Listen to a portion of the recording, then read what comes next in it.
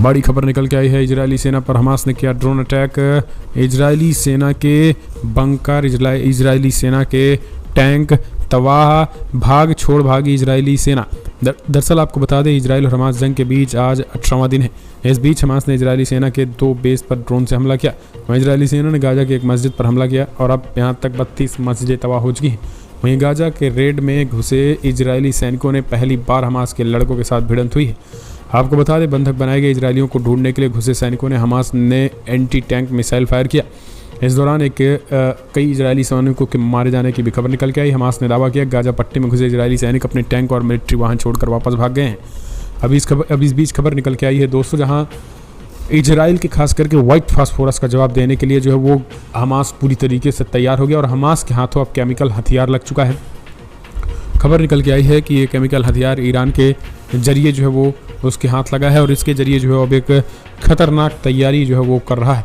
आपको बता दें, इजराइल व्हाइट फास्फोरस बम से लगातार जो है वो मिसाइल से अटैक कर रहा है, जिससे लोगों को सांस लेने में दिक्कतों का सामना करना पड़ रहा है और यही कारण है कि अब वो खतरनाक होती जा रही इस जंग में इजराइल के व्हाइट फास्फोरस के जवाब में केमिकल हथियारों से हमास जो है वो हमले की तैयारी कर रहा है।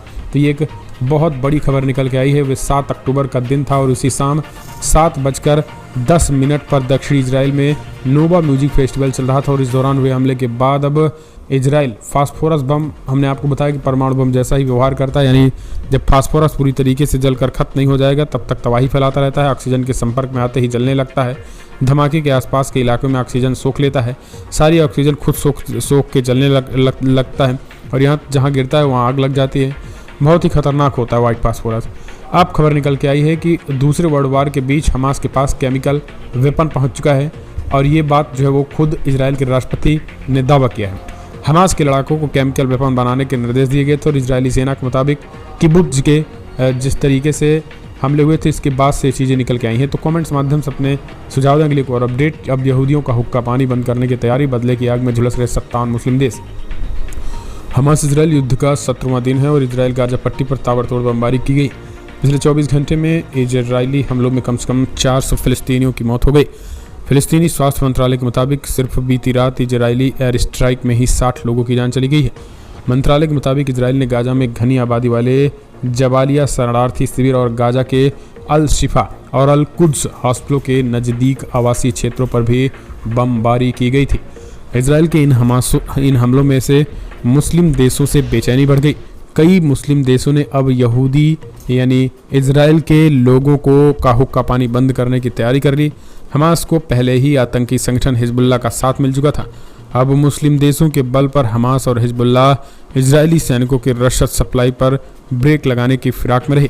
इससे इजरायल के प्रधानमंत्री बेंजामिन नेतन्याहू और अमेरिकी राष्ट्रपति जो बाइडेन के खिलाफ मुस्लिम देशों का साझा ऐलान जंग माना जा रहा है। मीडिया रिपोर्ट्स में दावा किया गया है कि फिलहाल हमास और हिजबुल्लाह ने गाजा में अपनी रणनीति को अंजाम देने की तैयारी पूरी कर ली। इसमें कई पुलिस मुस्लिम देश भी साथ दे रहे हैं। इस बीच आपको बता दें, Iran, Pakistan, Syria, Lebanon, Jordan, तुर्की और मिस्र भी हमास को अंदर खाने से ताकतवर करने में जुट गए हैं। इजरायल बार बार अमेरिका से कहता है कि अगर गाजा पट्टी में उसने रसद और राहत सामग्री जाने की इजाज़त दी तो हमास रूस और चाइना के खुफिया एजेंटों के जरिए इजरायल के खिलाफ कई मोर्चे खोल सकता है। इसीलिए गाजा पट्टी को इजरायल के 1 लाख से ज़्यादा सैनिकों ने घेर रखा है और गाजा बॉर्डर पर इजरायली टैंकों ने डेरा डाल रखा है। तो इस तरीके से लगातार सिचुएशन निकल के आ रही है। लेकिन 57 मुस्लिम देशों ने भुक्का पानी बंद यानी आयात निर्यात के साथ साथ गैस तेल सप्लाई के साथ साथ तमाम वो चीज़ें बंद करने की तैयारी तेज हो गई है। एक और खबर निकल के आई है, हमास खत्म हो जाएगा तो गाजा में राज कौन करेगा। अमेरिका भी टेंशन में। इजरायल से पूछ लिया पूरा प्लान क्या है, बताइए जरा।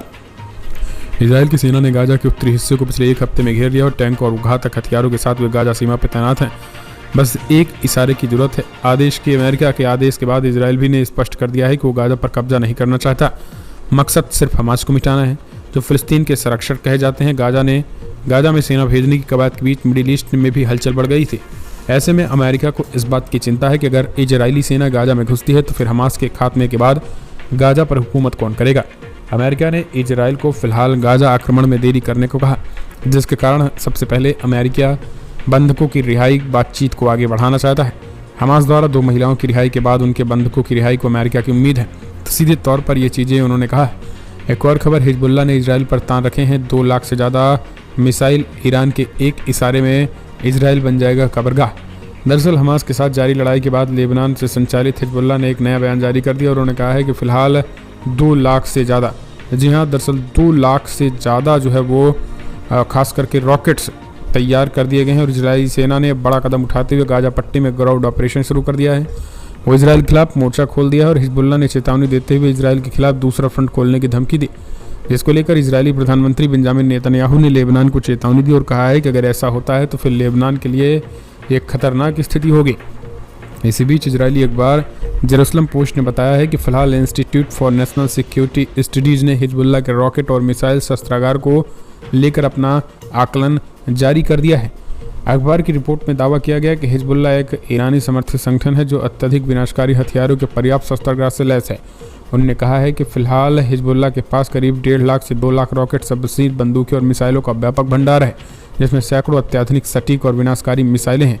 हिजबुल्लाह के शस्त्र भंडार में इसके अलावा सटीक GPS आधारित नेविगेशन सिस्टम से लैस और लगभग 500 किलोग्राम विस्फोट ले जाने वाली करीब 100 फतेह 110 प्रोजेक्टिल हैं। ऐसे में इजराइल को अभी रुकना चाहिए।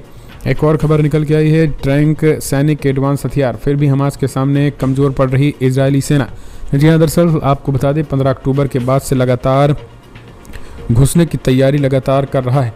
इजरायली दक्षिणी में हमास के इस आतंकवादी हमले में लगभग 1400 लोग मारे गए हैं और ख़ास करके फ़लस्तीन के 4600 से ज़्यादा लोग।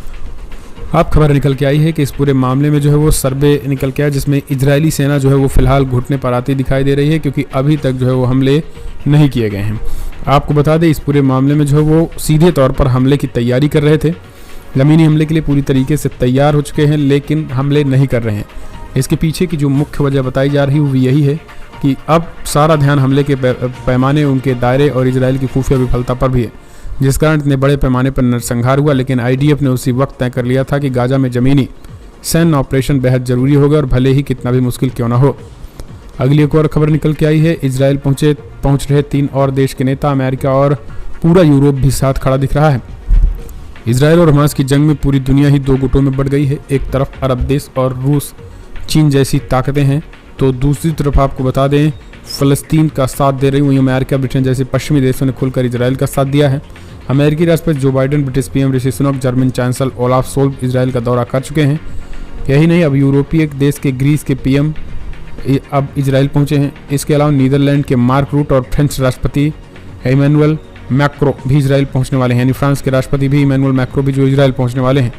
इन सभी नेताओं की इजराइल के PM बेंजामिन नेतन्याहू से मुलाकात होगी और टाइम्स ऑफ इजराइल की रिपोर्ट के मुताबिक ग्रीक PM के बाद जल्द ही फ्रांसीसी राष्ट्रपति और नीदरलैंड PM का भी इजराइल का प्लान है। तो ये भी जो है वो पहुँच करके अपने संवेदना प्रकट कर रहे हैं। एक और अपडेट निकल के आई है दोस्तों, जहां आखिरकार आपको बता दें बड़ी खबर निकल के आई है, अब आर पार की होगी लड़ाई। इजरायली सेना जंग के 17 दिन गाजा में घुसी। हमने आपको कल बताया कि घुसी तो घुसी, लेकिन घुसने के बाद कैसे फंसी ये भी हमने आपको बताया, किस तरीके से सैनिक उनके मारे गए ये भी आपने देखा। एक और खबर निकल के आई है, ईरान ने एक नया ऐलान कर दिया है ईरान के विदेश मंत्रालय की तरफ से। जी हाँ, दरअसल आपको बता दें इस जंग में आखिरकार ईरान ने एक और निर्णायक लड़ाई का ऐलान कर दिया है। ईरान ने स्पष्ट कर दिया है कि जल्द से जल्द अगर युद्ध में खास करके परिणाम अब 9 मोर्चे पर खोलने वाले हैं। जी हाँ, 9 मोर्चे पर जो है वो इजराइल अब इस युद्ध को पूरी तरीके से 9 मोर्चे पर ले जा रहे हैं। अब आप सोच रहे होंगे कि आखिर 9 मोर्चे पर क्या है। दरअसल ईरान ने एक नई स्ट्रेटजी तैयार की है, जिसके जरिए जो है वो इजराइल को ईरान 9 मोर्चों पर ढेर करेगा। आपको बता दें एक तरफ हमास, दूसरी तरफ हिजबुल्लाह। अब सोच रहे होंगे आखिर ये कितने, तो तीसरी तरफ दोस्तों हूती विद्रोही, चौथी तरफ इराक के मिलिशियाई, इराकी मिलिशियाई हैं, और इतना ही नहीं, अफगानिस्तान तालिबान का दूसरा नाम भी है। इतना ही नहीं, आपको बता दें अब इस शील्ड में 9 ऑपरेशन शील्ड है। इसमें एक एक करके आप समझ लीजिए, जहां हिजबुल्लाह, इराक, ईरान ने यमन के हूती, इराक के कतैब हिजबुल्लाह और कतैब सैयद अल-सूदा लड़ाके ग्रुप भी इजराइल के खिलाफ जंग में झोंकने में तैयारी। इतना नहीं, सीरियाई लड़ाकी 2 गुटों लिवा फिंतामिया और लिवा जेनेबिया के साथ भी इजराइल के खिलाफ भेजने की तैयारी है। तो इस तरीके से देखा जाए तो लगभग 9 गुटों को जो है वो एक्टिव कर रहा है ईरान अब पूरी तरीके से आर पार के युद्ध के मूड में है। एक और अपडेट निकल के आई है दोस्तों, बीजेपी कार्यकर्ता को अंडरवियर में उठा ले गई यूपी पुलिस। पीड़ित बोला सोते समय उठाया, तोड़फोड़ की, मां को धक्का दिया। दरअसल कानपुर देहात पुलिस का नया कारनामा सामने आया, जहां बीजेपी कार्यकर्ता को अंडरवियर में ही थाने उठा ले गई। आरोप है कि पुलिस ने सोते समय कार्यकर्ता को उठाया और फिर घर में तोड़फोड़ की। इसके बाद उसे अंडरवियर में थाने ले जाने लगे। जैसे उसके घर वाले ने कपड़े देने के लिए रोकना चाहा तो एक पुलिसकर्मी ने उसके नाबालिग बेटे पर जब थप्पड़ मार दिया। यही नहीं, उनकी बुजुर्ग मां को भी धक्का दिया और गाली देते हुए इसे साथ ले गए।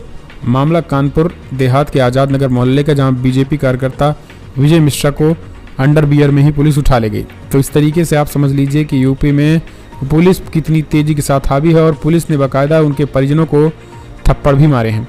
इस पूरे मामले में विजय मिश्रा जिन्होंने चोट दिखाते हुए कहा है कि पुलिस प्रशासन पूरी तरीके से तांडव किया घर में घुस करके।